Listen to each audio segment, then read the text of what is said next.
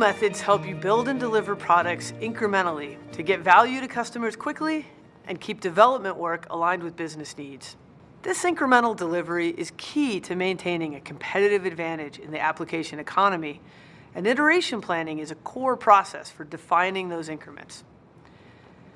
Iteration planning is the process by which the Agile team identifies the work to be performed in an iteration, also known as a sprint, and commits to delivering a potentially shippable product increment at the conclusion of the iteration. Iteration planning is done at the beginning of the iteration, but no sooner. If done too soon, the team misses the opportunity to incorporate learnings from previous iterations. This concept is called deferring commitment in order to make decisions based on the maximum amount of information available. Iteration planning is performed by the delivery team in collaboration with the product owner and is facilitated by the Scrum Master.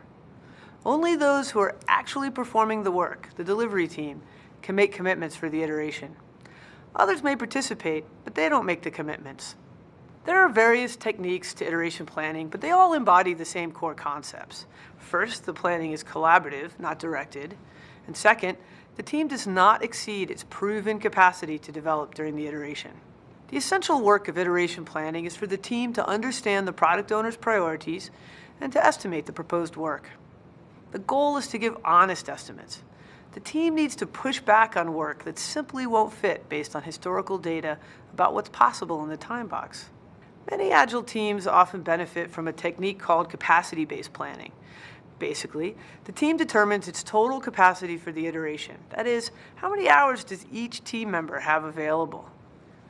We only count the hours we really have available to work on stories in the backlog, meaning we have fewer than 8 a day.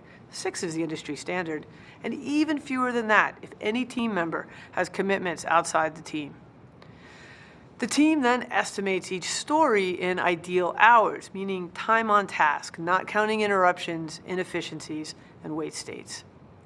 These are task-level estimates, which take into account differences in specialty and seniority. The people who will do the work estimate the work, and the team decides together who will do what work. The work is not assigned by some leader. This is part of what we mean by self-organizing teams. The team keeps estimating and committing to stories until they've reached capacity. They don't commit to half stories.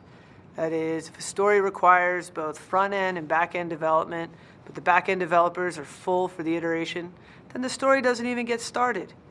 It's better to not start a story than to not finish it. Our goal here is not to promise a lot, nor to say yes to more work than the team can do. We don't even really want stretch goals. What we want is for the team to get really good at forecasting what it can do in an iteration. We want it to meet its commitment every time. That's a team we can count on.